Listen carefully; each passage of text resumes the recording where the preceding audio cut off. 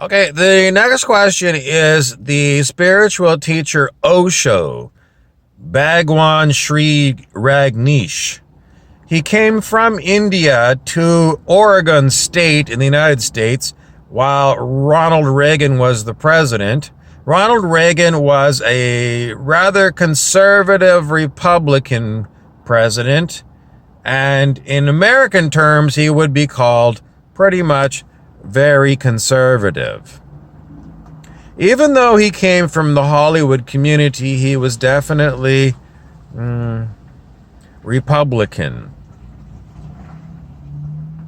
Now, Osho, I've told this story before. I'm sorry, it was quite a while ago. But Osho was featured on the CBS News magazine 60 Minutes. And the biggest shock to the American public was the amount of free love going on at Osho's commune. Osho said basically the problem with people in America is that they didn't have enough sex. And they were very repressed.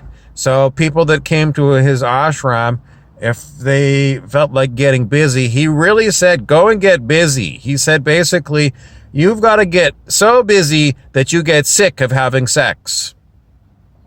And then you can move on to other things. But he said, until you burn out your sex drive, you're really never going to be able to focus on anything else.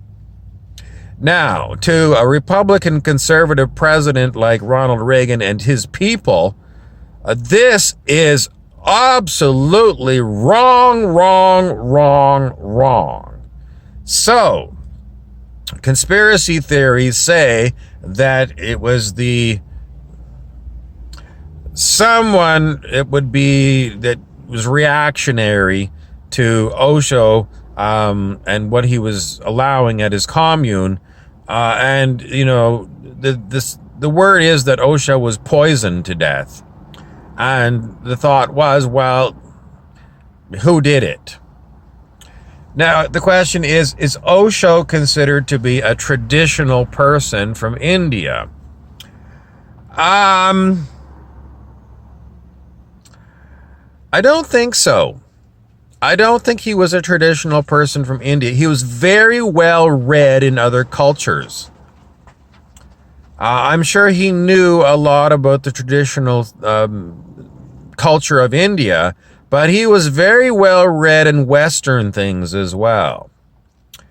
And this sexual thing, certainly are some small cults where these kind of things are promoted, but in traditional Indian society, this free love thing, no, it would only be in certain cults. But the majority of India is very family oriented and is probably as embarrassed by sex as cultures in the West. So, as a traditional guru of India, I don't think so. I don't think Osho was a traditional guru from India. He really didn't reference a lot of these Hindu gods and things at all. And he wasn't so much into things like the self or I am that, like Ramana Maharshi or Nisargadatta Maharaj.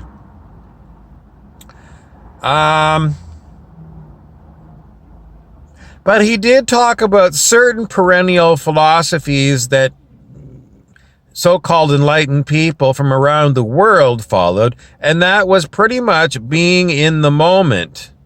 And quite often I talk about Eckhart Tolle, who writes, the book The Power of Now, which is, everything is now and not being focused on the past or the future.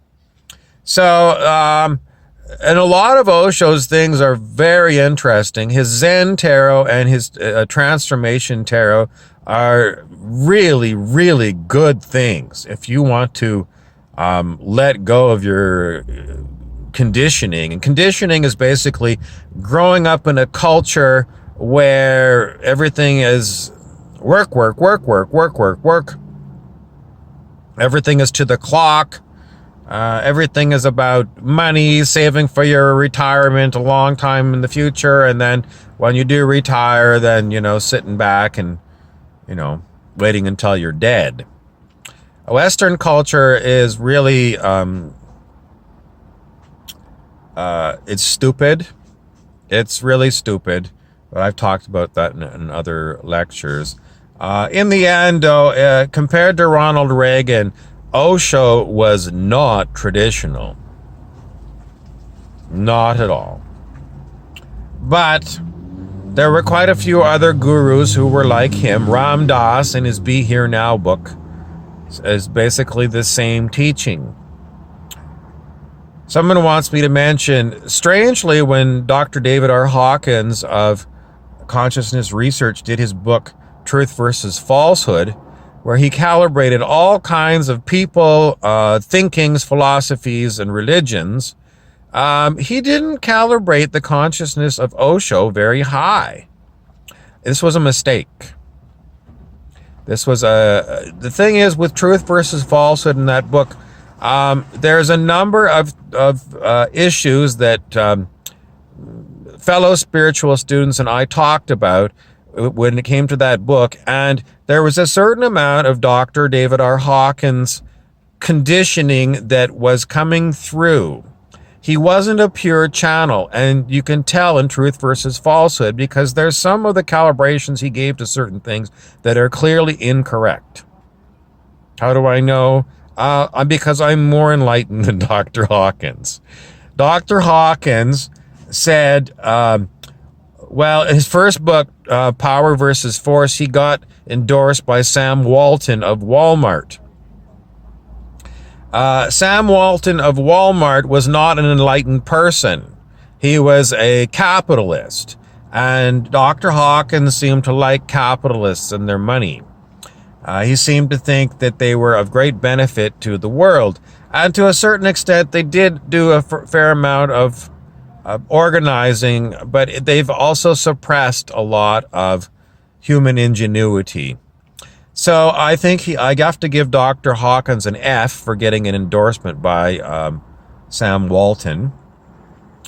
And there was a number of other things that Dr. Hawkins said were low vibe, like the Egyptian symbol, the Ankh.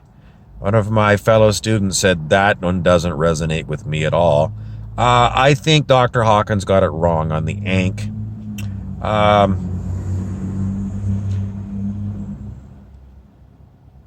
He's not perfect, but the scale of consciousness is a really good tool. And that's the problem when you've only got one teacher.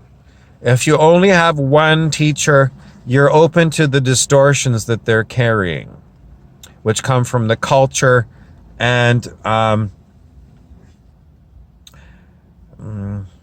maybe we'll leave it at that. I mean, there's other things that could be going on. Like sometimes Osho doesn't say the same thing twice. And God knows I don't say the same thing twice. And sometimes my characters, or even the same character, will say the same thing, but in two different ways or two different things. Anyways, that's all I got for you for now. Anyway, my opinion is Osho was not considered a traditional Indian guru, and he was definitely not considered traditional in the sense of the United States of America. I'm Harry Weaver.